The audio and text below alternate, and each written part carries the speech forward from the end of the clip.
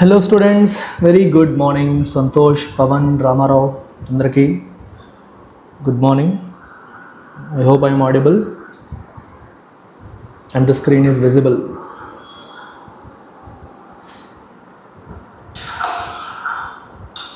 Hello students, very good morning. Santosh, Pavan. Right. So let's kickstart today's editorial. Good morning Hanisha, Praveena. ఏమైపోయారు ఈ మధ్యన? అంతా రావట్లేదు అస్సలు. బ్యాంక్ టీం ఎవరు కనిపించలేదు ఈ మధ్యన. Good morning Praveena. So block buster Vinayaka Chavithi offer 20% of offer extend చేసాము 15 సెప్టెంబర్ వరకు. It is extended till 15 September. 31 August వరకు ఉన్న ఆఫర్ ఎక్స్టెండ్ చేయడం జరిగింది. ఇప్పటి వరకు ఎవరైనా యూజ్ చేసుకోకపోతే వాళ్ళు యూజ్ చేసుకోవచ్చు. సో యూపీఎస్సీ ఆస్పిరెంట్స్ కోసం మనం అందిస్తున్న యూపీఎస్సీ ఇన్ఫినిటీ ప్రోగ్రామ్ ఇప్పుడు మీకు ఇది 56,000కే వచ్చేస్తుంది బికాస్ ఆఫ్ దిస్ 20% ఆఫ్. అలాగే ఆప్షనల్ 30,000 కాస్త మీకు 24,000కే వచ్చేస్తుంది. సో ఫీజులు మీకు బాగా ఈ ఆఫర్ వల్ల తగ్గాయి. So make use of it. Up front payment చేసుకోండి, 20% డిస్కౌంట్ పొందండి. అలాగే ఏపీపీఎస్సీ మరియు TGPSC group 1 courses including answer writing మాడ్యూల్తో పాటు మీకు ఇప్పుడు 48,000కే వచ్చేస్తుంది. అలాగే బ్యాంక్ అండ్ ఎస్ఎస్సి ఆస్పిరెంట్స్ కోసం complete package bank infinity 1 year validity 5,000 with 20% off. It is available at 4,000. SSC infinity కూడా మీకు 1 year validity is available only at 4,000 now. 1 year వ్యాలిడిటీతో మీకు 4,000కి ఎస్ఎస్సి వచ్చేస్తుంది. ఏమైనా మాట్లాడాలంటే ఈ నెంబర్కి మీరు కాంటాక్ట్ చేసి ఫర్దర్ వివరాలు మీరు తెలుసుకోవచ్చు. Good morning Yusuf Sheikh, Mahendra, DSK. Good to see many people coming to the live session today. So ఇవాళ ఎడిటోరియల్లోకి వస్తే మన ఫేవరెట్ సబ్జెక్ట్ ఇండియన్ ఎకానమీకి సంబంధించిన ఎడిటోరియల్ ఇది. Questionable cheer. చియర్ అంటే ఒక రకంగా హ్యాపీనెస్. సో చియర్ చేయడం అంటే ఎంకరేజ్ చేయడం, హ్యాపీనెస్ అనే మీనింగ్లో మనం మాట్లాడవచ్చు. సో క్వశ్చనబుల్ అంటే అర్థం ఏంటంటే నిజంగా ఆనందపడాల్సిందేనా లేకపోతే ఏమైనా డౌట్ పడాలా అనేది ఇక్కడ మనం చూడాలి. Questionable cheer. The government might find it difficult to meet it's fiscal deficit targets. The government అప్పుడే స్క్రీన్ స్టక్ అయిపోయిందా? గుడ్, థ్యాంక్స్ ప్రవీణ చెప్పినందుకు. మనకి ఎప్పుడు ఏదో ఒక ప్రాబ్లమ్స్ లేకుండా పనులు అవ్వట్లేదు. ఎందుకు అవుతుందో నాకు ఈ రోజుకి అర్థం కాలేదు. Let me switch off my video తీసేసి చూద్దాం. నేను మీకు కనిపించను బట్ నా వాయిస్ వినిపిస్తూ ఉంటుంది. Let us see. Prabhas fan, ఇప్పటి నుంచి ప్రిపేర్ అయితే ఆర్ఆర్బీ పీఓ క్లర్క్ క్రాక్ చేయొచ్చా? Please tell me sir. Prepare అయితే సిలబస్ కంప్లీట్ చేస్తావు, కానీ యూ హ్యావ్ టు ప్రాక్టీస్ చేయాలి, విపరీతంగా ప్రాక్టీస్ చేయాలి, స్పీడ్ పెంచుకోవాలి. సో దానికి చాలా హ్యూజ్ అమౌంట్ ఆఫ్ ప్రాక్టీస్ అనేది అవసరం. సో చేయలేము అనడానికి లేదు, బట్ నువ్వు పెట్టాల్సిన ఎఫర్ట్ చాలా ఎక్కువ ఉంటుంది అని అర్థం. చాలా ఎక్కువ ఎఫర్ట్ పెట్టాలి అని అర్థం. Right. The government might find it difficult to meet it's fiscal deficit targets.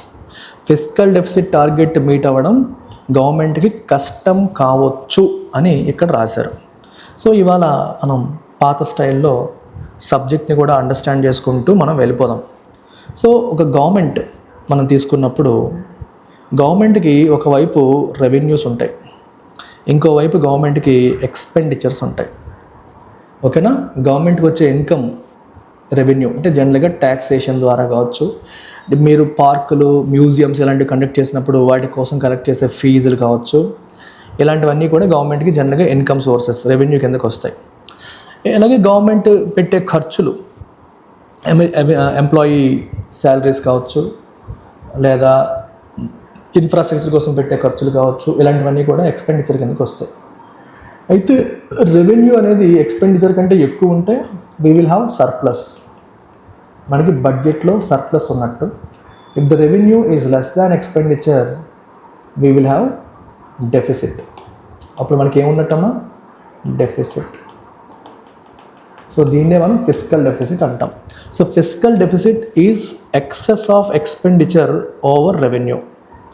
Income లేదా రెవెన్యూ కన్నా ఎక్స్పెండిచర్ ఎంత ఎక్కువగా ఉంది అనేదే మనకి డెఫిసిట్. సో మీరు కామన్ సెన్స్తో మీరు ఆలోచిస్తే మీకు పాయింట్ అర్థమవుతుంది. ఏంటది? ఎప్పుడైతే డెఫిసిట్ అనేది ఉంటుందో ఆ డెఫిసిట్ని భర్తీ చేయడం కోసం గవర్నమెంట్స్ ఏం చేస్తాయి? In general they go for borrowing. Governments ఏం చేస్తాయమ్మా? They go for borrowing. So జనరల్గా ఫిస్కల్ డెఫిసిట్ ఎంతైతే ఉంటుందో that is in general equivalent to governments borrowing needs. గవర్నమెంట్కి బారోయింగ్ అది ఈక్వల్ అవుతుంది అనమాట. ఎంత డెఫిసిట్ ఉంటే అంత అప్పు చేయాల్సిన పరిస్థితులు గవర్నమెంట్కి వస్తాయి.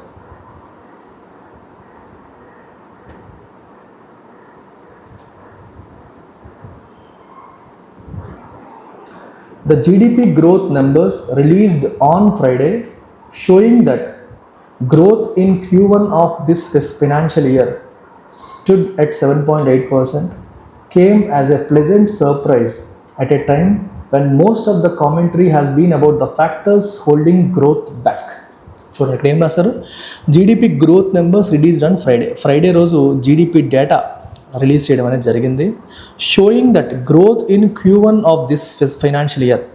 సో ఈ ఫినాన్షియల్ ఇయర్లో Q1 అంటే క్వార్టర్ వన్ అంటే ఏప్రిల్, మే, జూన్ ఈ 3 నెలలు కలిసిన దాన్ని మనం క్వార్టర్ 1 అని చెప్పంటాం. సో Q1లో మన గ్రోత్ ఎంత ఉందమ్మా? It stood at 7.8%. గ్రోత్ 7.8% ఉంది ఈ ఫినాన్షియల్ ఇయర్లో అని మనకి జీడిపి డేటా చెప్తోంది. It came as a pleasant surprise. ఇది మనకి ఒక ప్లెజెంట్ సర్ప్రైజ్. అంటే మనం ఎక్స్పెక్ట్ చేయింది కాబట్టి సర్ప్రైజ్. సో మనకు ఆనందాన్ని కలిగిస్తుంది కాబట్టి ప్లెజెంట్ సర్ప్రైజ్. ఇది ఒక ప్లెజెంట్ సర్ప్రైజ్లా మనకు వచ్చింది. At a time when most of the commentary has been about the factors holding growth back. ఎలాంటి సమయంలో అమ్మా? మొత్తం డిస్కషన్ అంతా ఏమవుతుంది? గ్రోత్ ఎలా ఆగిపోబోతుంది, what are the factors holding growth back, గ్రోత్ని ఆపేస్తున్న ఫ్యాక్టర్స్ ఏంటి అనే వాటి గురించి కామెంటరీ డిస్కషన్ జరుగుతున్న టైంలో మనకి ఇదొక ప్లెజెంట్ సర్ప్రైజ్ లాగా వచ్చింది అని చెప్పవచ్చు. It came as a pleasant surprise. ఎందుకంటే అమెరికన్ టారిఫ్స్ ఇలాంటి డిఫరెంట్ రీజన్స్ వల్ల ఇండియన్ ఎకానమీ ఎంత దెబ్బతింటుంది, మన జీడిపి గ్రోత్ ఎంత పడిపోతుంది అని మనం ఆలోచిస్తున్న సమయంలో ఇది పాజిటివ్గా మనకు వచ్చింది. For example even the Reserve Bank of India as recently as August 6 had predicted that growth would be at 6.5% in Q1. RBI రీసెంట్గా ఆగస్టు 6వ తారీఖు కూడా ఏం చెప్పిందమ్మా? క్వార్టర్ 1లో గ్రోత్ 6.5% ఉండబోతోంది అని చెప్పి ప్రిడిక్ట్ చేసింది. It was of by a significant 1.3 percentage points less than a month before the data came out. Something it must introspect about. ఇప్పుడు ఆర్బీఐ ప్రిడిక్షన్ చేస్తే యాజ్ ఇట్ ఈస్గా ఆర్బీఐ చెప్పినట్టే అయిపోవాలంటే డెఫినెట్గా అవ్వకపోవచ్చు. కానీ అట్లీస్ట్ ఆర్బీఐ లాంటి ఆర్గనైజేషన్ ప్రిడిక్షన్ చేసేటప్పుడు data base చేసుకొని, ఎవిడెన్స్ బేస్ చేసుకొని చేస్తుంది కాబట్టి ఇట్ షుడ్ కమ్ క్లోజర్. కానీ యాక్చువల్ రిజల్ట్ 7.8% అయితే ఆర్బీఐ ప్రిడిక్షన్ 6.5%. అది కూడా జస్ట్ 1 month ముందు చేసిన ప్రిడిక్షన్. అంటే 1.3 percentage points డిఫరెన్స్ అనేది ఉంది. సో కాబట్టి ఆర్బీఐ ఒక్కసారి అంతర్మథనం ఇంట్రోస్పెక్షన్ చేసుకోవాలి. అంటే మన ఇంటర్నల్ మెకానిజం, మనం ప్రిడిక్షన్ చేసే మెకానిజం ఏమైనా తేడాగా ఉందా, మన data mechanism, statistical mechanism issues ఉన్నాయని చెప్పి ఆర్బీఐ ఇంట్రోస్పెక్ట్ చేసుకోవాల్సిన అవసరం ఉంది అని చెప్పి ఇక్కడ చెప్తోంది. విత్ ఇన్ ద డేటాలో మనం గమనిస్తే the strong manufacturing sector growth of 7.7%.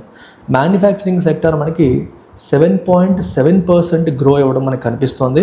Was especially heartening given that it came on a relatively high base of 7.6% in Q1 of last year. So ఈ డేటాలో కూడా మనకి ఎక్కువగా మనం హ్యాపీగా ఉండాల్సిన పాయింట్ ఏంటంటే strong manufacturing sector growth 7.7% manufacturing సెక్టర్లో మనకి గ్రోత్ కనిపించింది.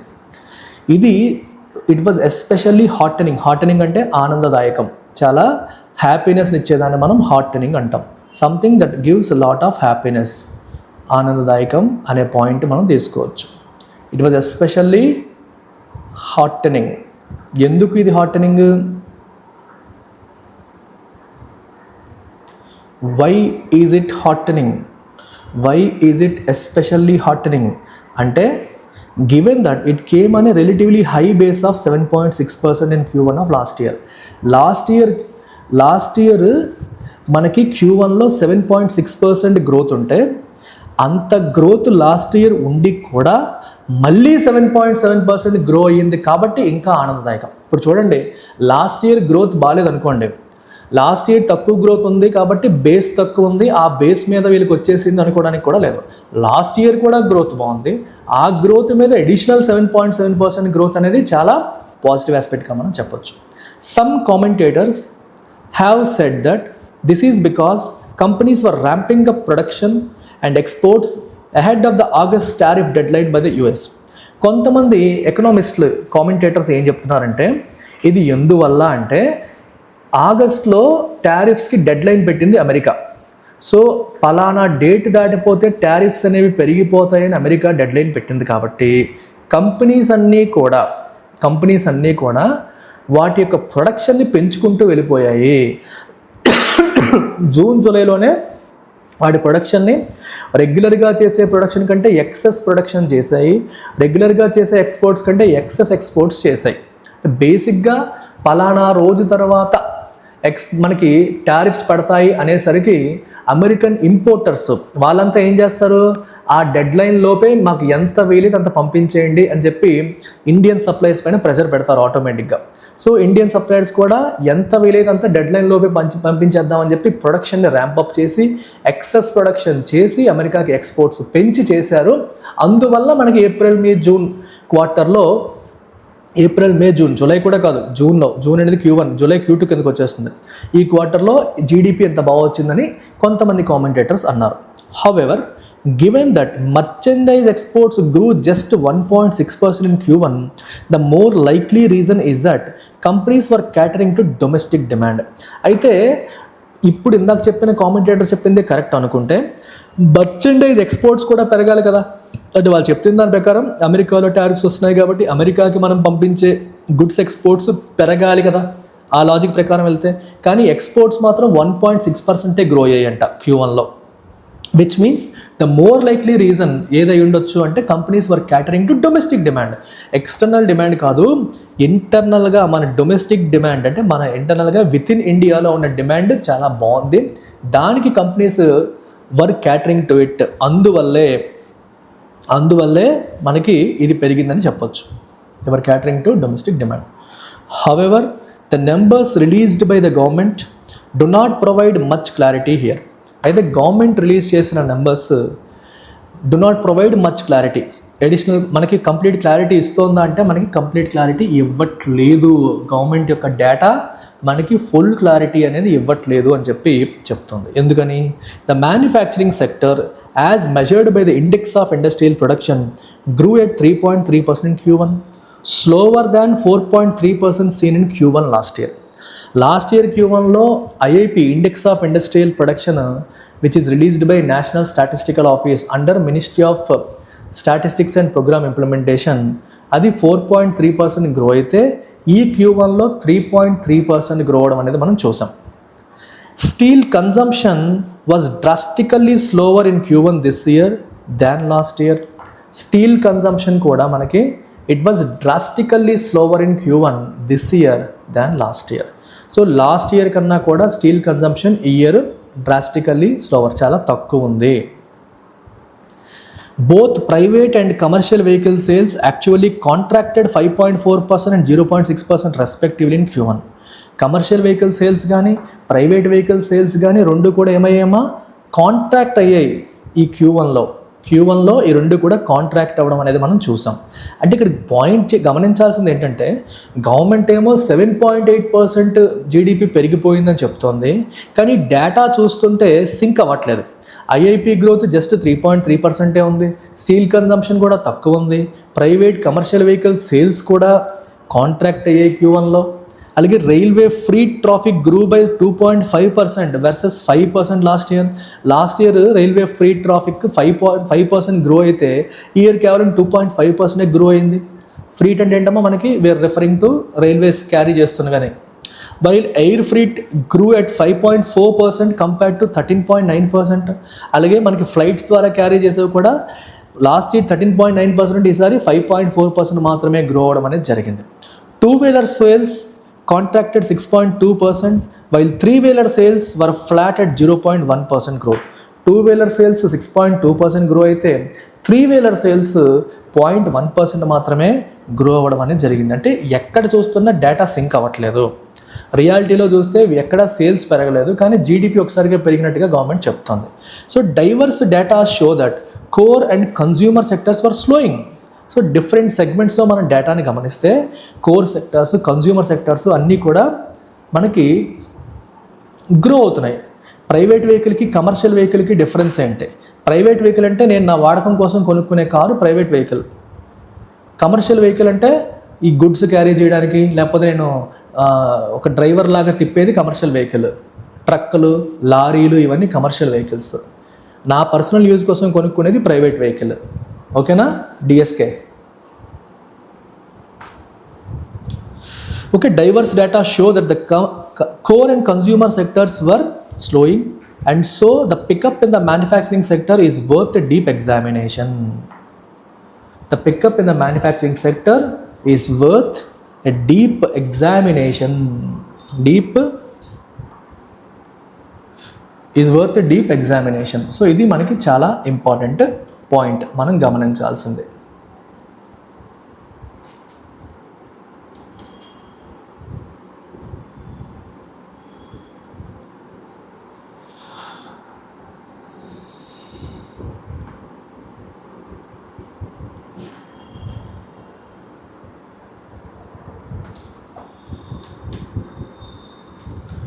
సో ఇది ఓవరాల్గా మన డేటా, డైవర్స్ డేటా మనకి ఏం చెప్తుందంటే core and consumer sector slow అవుతున్నాయి. సో మ్యానుఫ్యాక్చరింగ్ సెక్టర్లో ఎంత పికప్ అయిపోయిందని గవర్నమెంట్ చెప్తుంది. It requires is worth deeper exam. మనం డీప్గా దీన్ని ఎగ్జామిన్ చేయాల్సిన అవసరం ఉంది. దీన్ని డీప్గా ఎగ్జామిన్ చేయాల్సిన అవసరం ఉంది అని చెప్పి మనకి ఇక్కడ తెలుస్తుంది.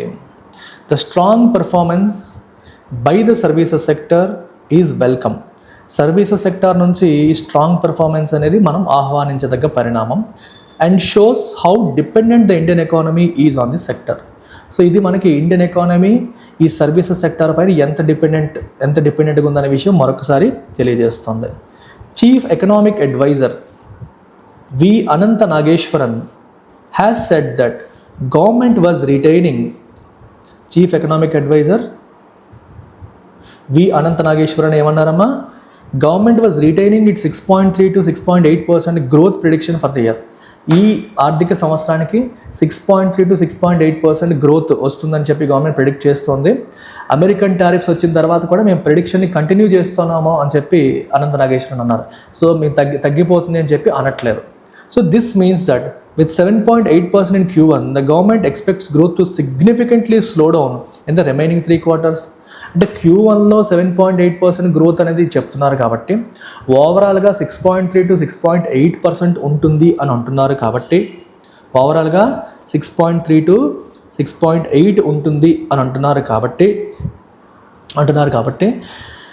the government expects growth to significantly slow down in the remaining 3 quarters. Remaining 3 quartersలో గ్రోత్ సిగ్నిఫికెంట్గా తగ్గబోతుందని గవర్నమెంట్ చెప్తున్నట్టు అని మనం అర్థం చేసుకోవచ్చు. Despite its statements about the limited impact of the US tariffs యొక్క ఇంపాక్ట్ పెద్దగా లేదు అని చెప్తున్నప్పటికీ కూడా Q1లోనే 7.8% వచ్చినప్పటికీ ఓవరాల్గా 7% కూడా వస్తుందని చెప్పకుండా 6.3 to 6.8% గవర్నమెంట్ చెప్తోంది. అంటే నెక్స్ట్ 3 quartersలో బాగా తగ్గబోతోందని గవర్నమెంట్ ఎక్స్పెక్ట్ చేస్తోంది అని అర్థం.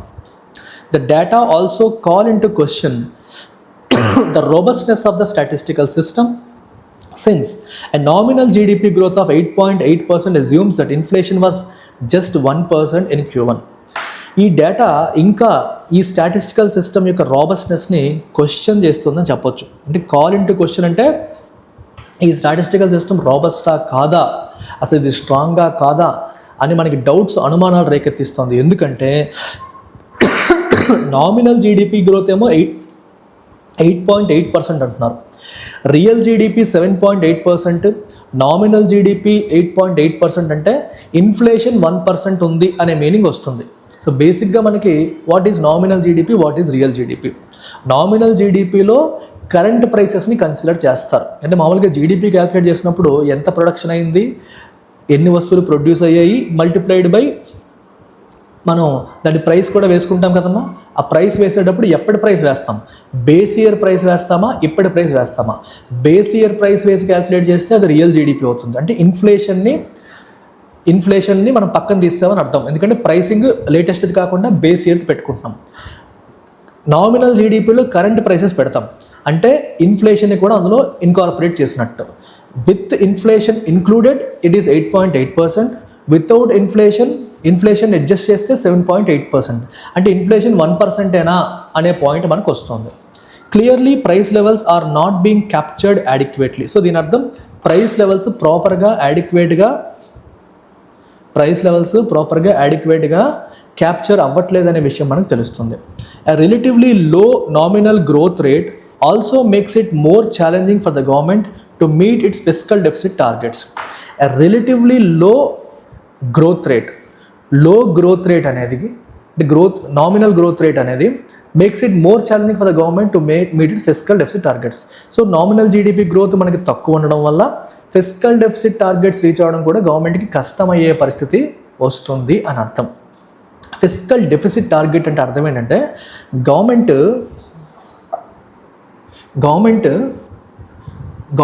ఇక్కడ ఏంటంటే తను చేసే పని, సో తను ఎవ్రీ ఇయర్ కూడా ఫిస్కల్ డెఫిసిట్ అనేది ఇష్టం వచ్చినట్టు పెరిగిపోకుండా we have an act called FRBM act, fiscal responsibility and budget management act అని మనకు ఒక చట్టం ఉంది.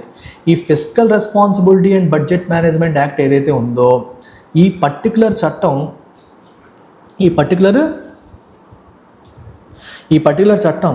మన ఫిస్కల్ డెఫిసిట్ అనేది విపరీతంగా పెరిగిపోకుండా చూసుకోవాలని చెప్పి టార్గెట్స్ పెడుతుంది.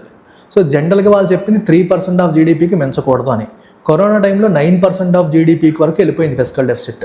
దాన్ని తగ్గించే ప్రయత్నాలు ప్రభుత్వాలు పెట్టుకుంటున్నాయి. ప్రతి సంవత్సరం బడ్జెట్ టైంలో ఈ సంవత్సరం ఫిస్కల్ డెఫిసిట్ ఎంత తగ్గించాలని చెప్పి టార్గెట్స్ పెట్టుకుంటారు. ఆ టార్గెట్స్ రీచ్ అవ్వాలంటే ఎకనామిక్ గ్రోత్ బాగుండాలి లేదా ఖర్చులు తగ్గాలి. గ్రోయింగ్ ఎకానమీలో ఖర్చులు తగ్గించడం కష్టం కాబట్టి గ్రోత్ రేట్ బాగుండాలి. సో లో నామినల్ గ్రోత్ రేట్ ఉంటే అది మనకి గవర్నమెంట్కి ఫిస్కల్ డెఫిసిట్ టార్గెట్ రీచ్ అవ్వడం కష్టం అవుతుంది. Especially at a time when it expects a revenue hit due to upcoming GST rate cuts. ఇంకోవైపు గవర్నమెంట్ GST తగ్గిస్తోంది, దివాళీకి గిఫ్ట్గా ఇస్తామని చెప్పి మోదీ గారు ఇండిపెండెన్స్ డే రోజు ప్రకటించారు. సో కాబట్టి మరి GST రేట్స్ తగ్గించడం వల్ల గవర్నమెంట్స్కి రెవెన్యూ తగ్గబోతోంది. కాబట్టి GST రేట్ కట్స్ వల్ల గవర్నమెంట్కి రెవెన్యూ కూడా తగ్గబోతోంది. కాబట్టి మనకి ఈ టైంలో ఫిస్కల్ డెఫిసిట్ టార్గెట్ రీచ్ అవ్వడం కష్టంలాగా కనిపిస్తుంది. Overall GDP numbers have brought cheer but also several questions. ఓవరాల్గా తీసుకుంటే జీడిపి నెంబర్స్ మనకి హ్యాపీనెస్ తీసుకొచ్చాయి, కానీ కొన్ని అనుమానాలను కూడా రేకెత్తిస్తున్నాయి, కొన్ని క్వశ్చన్స్ కూడా వచ్చే పరిస్థితి మనకి కనిపిస్తుంది. ఇది చెప్తున్నది. సో దీన్ని బేస్ చేసుకుని మనం ఇప్పుడు ఆన్సర్ చేద్దాము. So before that UPSC aspirants కోసం మెంటర్షిప్ ప్రోగ్రామ్ మన దగ్గర అవైలబుల్గా ఉంది. ఇది కేవలం 15,000 రూపాయలకి మీకు అందుబాటులో ఉంది, లైఫ్ టైం వ్యాలిడిటీతో. Till you crack UPSC you can use this mentorship programme for your success. అలాగే సీనియర్ ఆస్పిరెంట్స్ కోసం integrated test series cum mentorship కూడా మనకు ఉంది. మెంటర్షిప్ ఇందులో ఇంక్లూడ్ అయ్యి వస్తుంది, ఇది కూడా మీరు తీసుకోవచ్చు. సో ఇప్పుడు రీడింగ్ కాంప్రహెన్షన్లో టోన్ ఆఫ్ ద ఆథర్, ఈ ఆర్టికల్లో ఆథర్ యొక్క టోన్ ఎలా ఉందో మనం చూద్దాం. Completely optimistic about India's growth story. Optimistic టోన్లోనే కనిపిస్తున్నప్పటికీ కొన్ని అనుమానాలను కూడా తీసుకొచ్చింది. కాబట్టి కంప్లీట్లీ ఆప్టిమిస్టిక్ అనే దానికి నేను వెళ్ళను. ఈ కంప్లీట్లీ అనేది నన్ను ఈ ఆప్షన్ ఎలిమినేట్ చేసేలాగా చేస్తుంది. ఎందుకంటే ఆథర్ కంప్లీట్గా పాజిటివ్గా మాట్లాడలేదు కాబట్టి. ఆథర్ టోన్లో మనకి కొంత అనుమానం కనిపిస్తుంది. అబ్జర్వ్ చేశారా? మీకు డైవర్స్ డేటా తీసుకుంటే ఒకలా కనిపిస్తుంది, కానీ మీ గవర్నమెంట్ చెప్పేదేమో ఒకదాలా ఉంది. ఇప్పుడు వెహికల్ సేల్స్ తగ్గిపోయాయి, ఎయిర్ ఫ్రీట్ తగ్గింది, రైల్ ఫ్రీట్ తగ్గింది, ఎక్కడ చూసినా సరే మనకి అన్ని తగ్గినట్టుగా కనిపిస్తుంటే జీడిపి మాత్రం గ్రో అయిపోయింది, మ్యానుఫ్యాక్చరింగ్ మాత్రం గ్రో అయిపోయింది అని చెప్తోంది గవర్నమెంట్. సో ఎక్కడో అనుమానాలు ఉన్నట్టుగా ఆథర్ మాట్లాడారు. సో కాబట్టి అనుమానాన్ని క్యాప్చర్ చేసే టోన్ మనకు కావాలి. అనలిటికల్ బట్ కాషియస్లీ స్కెప్టికల్ అంటే చిన్న అనుమానంతో కూడిన అనే మీనింగ్ అనమాట. అందుకు best answer is B. Main idea of the passage ఏంటి? What is the main idea of the passage? The central idea of the passage is that India services sector is the only driver of growth. అవునా? అది చెప్పడం main ఐడియానా? Services sector grow చేస్తుంది, drive చేస్తుంది growth అనేది కరెక్టే, కానీ ఒక్కటే డ్రైవర్ ఆఫ్ గ్రోత్ అని చెప్పడం ఈ ఆర్టికల్ యొక్క ఉద్దేశమా? మోస్ట్లీ కాదు. సో పక్కన పెడదాం. The recent GDP numbers indicate strong and sustainable manufacturing growth. ఇది ఈ సెంటెన్స్ చాలా పాజిటివ్గా ఉంది. సో ఎంత పాజిటివ్గా ఉంది కాబట్టి ఇది మెయిన్ ఐడియా అవ్వడానికి అవకాశం లేదు. While Q1 GDP growth exceeded expectations, discrepancies in data and fiscal challenges raise doubts about its robustness. Yes, ఇది కరెక్ట్. Q1 జీడిపి గ్రోత్ ఎక్స్పెక్టేషన్స్ని క్రాస్ చేసినప్పటికీ డేటాలో డిస్క్రిపెన్సీస్ ఉన్నాయి. వేరియస్ డిపార్ట్మెంట్స్, వేరియస్ సెక్టార్స్ నుంచి మనం డేటా తీస్తే ఒకలా కనిపిస్తుంది, గవర్నమెంట్ చెప్పేది ఒకలా కనిపిస్తుంది. రెండింటికి సింక్ అనేది అవ్వట్లేదు. సో సింక్ అనేది అవ్వట్లేదు కాబట్టి మనకి ఎక్కడో చిన్న అనుమానాలు అనేవి వచ్చే పరిస్థితులు కనిపిస్తున్నాయి.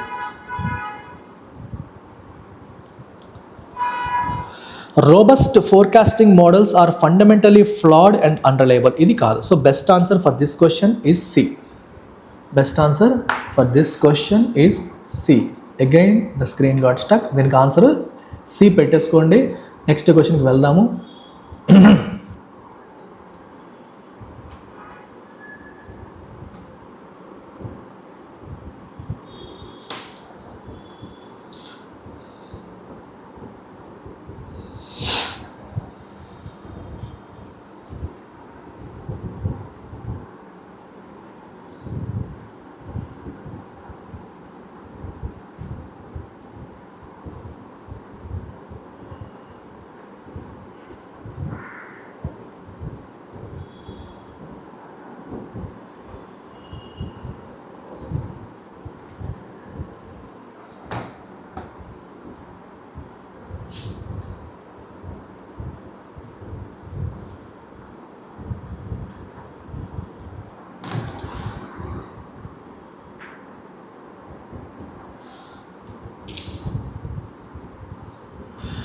Next question is about inference. Which one of the following can be logically inferred from the passage? Which one of the following can be logically inferred from the passage? Passage నుంచి మనం వేటిని ఇన్ఫర్ చేయొచ్చు, passage నుంచి వేటిని మనం infer చేయొచ్చు అనేది మనం ఇక్కడ చూద్దాం.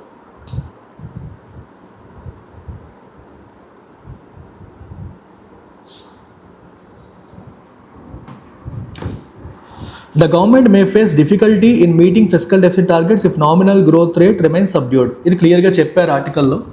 నామినల్ గ్రోత్ అనేది తక్కువ ఉంటే ఫిస్కల్ డెఫిసిట్ టార్గెట్ రీచ్ అవ్వడం కష్టం అంటున్నాడు. ఇది కరెక్ట్ లాగే ఉంది, పక్కన పెడదాం. Rise in manufacturing is fully explained. సరిగ్గా ఎక్స్ప్లెయిన్ అవ్వలేదు ఎందుకంటే మనకి డిస్క్రిపెన్సీస్ ఉన్నాయి. Inflation has been eliminated. ఎవరు ఎలిమినేట్ చేస్తారు? RBI forecast are always inaccurate. ఎప్పుడు కూడా ఇలాంటి ఎక్స్ట్రీమ్స్ కరెక్ట్ ఆన్సర్స్ కాదు. ఆల్వేస్ అనకూడదు అక్కడ. Answer is A. Assumption. Which of the following assumptions underlies the argument in the passage?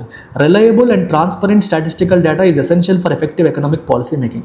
Effective economic policy making ki enti avasaram? Reliable and transparent statistical data anedi avasaram. Yes, correct. Effective decision making మనం చేయాలంటే transparent and reliable statistical data అవసరం. మీరు అడగొచ్చు, sir ఆ point చెప్పలేదు కదా ఆర్టికల్లో. చెప్పలేదు, కరెక్టే, కానీ అనుమానాలు ఉన్నాయి అనే పాయింట్ వస్తుంది కదా. డేటా సరిగ్గా లేదు, స్టాటిస్టికల్ రోబస్ట్నెస్ మీద క్వశ్చన్స్ వస్తున్నాయి, ఇలాంటి పాయింట్స్ మాట్లాడారా? మాట్లాడలేదా? డెఫినెట్గా మాట్లాడారు, కాబట్టి అది కరెక్ట్ ఆన్సర్. పోనీ ఒకవేళ మీకు డౌట్ ఉన్నా మిగిలిన 3 ఆప్షన్స్ చెక్ చేయండి. GST rate cuts will have no impact. No impact ఏంటమ్మా? డెఫినెట్గా ఇంపాక్ట్ ఉంటుంది. ఫస్ట్ ఆఫ్ ఆల్ ఇలాంటివి ఎక్స్ట్రీమ్ ఆప్షన్స్ ఎలిమినేట్ చేయాలి. సర్వీసెస్ సెక్టర్ గ్రోత్ కెన్ పర్మనెంట్గా ఆఫ్సెట్ చేస్తుంది. Higher real GDP growth automatically guarantees. ఈ కీవర్డ్స్ చూడండి, ఇలాంటి కీవర్డ్స్ కనిపించినప్పుడు 99% అవి కరెక్ట్ ఆన్సర్స్ కాదు. ఆటోమేటికల్గా జరిగిపోతుంది, పర్మనెంట్గా పోతుంది. Extreme options mostly correct answers అవ్వవు. So correct answer for this is A. ఇట్లా మీరు యూపీఎస్సీలో బ్యాంక్ ఎగ్జామ్స్లో వచ్చే హై లెవెల్ ఆర్సీస్ని, ఇలాంటి క్రిటికల్ థింకింగ్ అవసరమైన ఆర్సీస్ని మీరు డైలీ హ్యాండిల్ చేసి పట్టు తెచ్చుకోవాలనుకుంటే you can bank aspirants, bank ఇన్ఫినిటీలో, యూపీఎస్సీ ఆస్పిరెంట్స్ సీసాట్ ఇన్ఫినిటీలో మీరు జాయిన్ అవ్వచ్చు. ఈ ప్రోగ్రామ్ 1 year వ్యాలిడిటీతో 5,000కి ఇస్తున్నాము. ఇప్పుడు 20% ఆఫ్తో మీకు 20% ఆఫ్ కూడా ఉంది. కాబట్టి right now you're getting it at just 4,000కి మీకు వచ్చేస్తుంది with 1 year validity. So make use of it. Today's UPSC prelims MCQ of the day. Nominal and real GDP మీద question. Nominal GDP includes the effect of inflation, versus real GDP excludes it. Real జీడిపిలో inflation effect ఉండదు, nominal జీడిపిలో inflation effect ఉంటుంది, కరెక్టే. Nominal GDP current ప్రైసెస్ని తీసుకుంటుంది, real GDP base prices తీసుకుంటుంది. So current prices తీసుకున్నామంటే ఇన్ఫ్లేషన్ ఇంపాక్ట్ కూడా మనం తీసుకున్నట్టే, ఇది correct. Nominal GDP gross slower than real GDP if it employees deflation in the economy. Nominal GDP అనేది రియల్ జీడిపి కన్నా స్లోగా గ్రో అయితే, రియల్ జీడిపి గ్రోత్ కన్నా నామినల్ జీడిపి గ్రోత్ తక్కువ ఉంటే అది ఎకానమీలో డీఫ్లేషన్ ఇండికేట్ చేస్తున్నట్టు. డీఫ్లేషన్ అని చెప్తామా, ఇన్ఫ్లేషన్ తగ్గిందని చెప్తామా? ఇది మీరు పక్కన పెట్టి ఆలోచించండి. Higher real GDP with very low nominal growth complicates fiscal deficit management. ఇది కరెక్ట్, ఆర్టికల్లో చెప్పిన పాయింట్ కూడా ఇది. రియల్ జీడిపి గ్రోత్ ఏమో ఎక్కువ ఉంది, నామినల్ జీడిపి గ్రోత్ ఏమో తక్కువ ఉంది, అది ఫిస్కల్ డెఫిసిట్ మేనేజ్మెంట్ని మనం కొంత కాంప్లికేట్ చేస్తుంది అని చెప్పి ఇక్కడ రాశారు. సో 1 and 2 అయితే 1 and 3 అయితే డెఫినెట్గా కరెక్ట్. వాట్ అబౌట్ 3 కూడా కరెక్టేనా? కాదు. ఇందాక మీకు చెప్పాను, మీకు నామినల్ జీడిపి రియల్ జీడిపి రెండు తీసుకున్నప్పుడు రియల్ జీడిపి గ్రోత్ కంటే నామినల్ జీడిపి గ్రోత్ తక్కువ ఉంది అంటే ఇన్ఫ్లేషన్ తగ్గిందని అర్థం, కానీ డీఫ్లేషన్ వచ్చిందని కాదు. So there is a difference between reduction in inflation and deflation. Deflation అంటే ప్రైసెస్ తగ్గిపోవడం, రిడక్షన్ ఇన్ ఇన్ఫ్లేషన్ అంటే వెరీ లో ఇన్ఫ్లేషన్, డిస్ఇన్ఫ్లేషన్ అంటాం. So correct answer for this question is C. So 2 అనేది ఇన్కరెక్ట్. అండ్ ఇక్కడితో అయిపోయింది. Answer writing programme మీకు అవైలబుల్గా ఉంది, టెస్ట్ సిరీస్ అవైలబుల్గా ఉంది. ఎవరికి ఏ కోర్స్ కావాలంటే ఆ కోర్స్ మీరు పికప్ చేసేసుకోవచ్చు ఎల్టీఎక్స్ క్లాసెస్లో. And we have courses for bank and SSC aspirants, అలాగే గ్రూప్ 1 టీజీపీఎస్సీ ఏపీపీఎస్సీకి, అలాగే యూపీఎస్సీకి. UPSC, APPSC, TGPSC, bank, railway, SSC అన్నింటికీ ఎల్టీఎక్స్ క్లాసెస్లో కోర్సెస్ ఉన్నాయి. ఆన్లైన్ ఉన్నాయి, ఆఫ్లైన్ కూడా ఉన్నాయి. Okay, take care. After completion of this class please explain grand test conducted on Sunday. అన్ని గ్రాండ్ టెస్ట్లు అన్ని ఎక్స్ప్లెయిన్ చేయడం జరుగుతుందమ్మా. మీరు ఎక్కడ రాయాలి, అందులో ఏముంది? అందులో ప్రిలిమ్స్ టెస్ట్ సిరీస్ మాడ్యూల్ ఉంది మనకి. ప్రిలిమ్స్ టెస్ట్ సిరీస్ మాడ్యూల్లో ఎవ్రీ వీక్ మీకు టెస్ట్లు ఉంటాయి. ఆ ప్రతి టెస్ట్ మీరు రాయాలి. మొన్న పెట్టిన గ్రాండ్ టెస్ట్ వేరు, కంప్లీట్ చేసేసుకున్న వాళ్ళందరికీ ప్రిలిమ్స్ టెస్ట్ సిరీస్ మాడ్యూల్లో మీకు ఎప్పుడూ టెస్ట్లు ఉంటాయి. ఆ టెస్ట్లకి ఎక్స్ప్లెనేషన్స్ కూడా ఉన్నాయి, మీరు అది ఫాలో అవ్వండి. Senior aspirants, take care.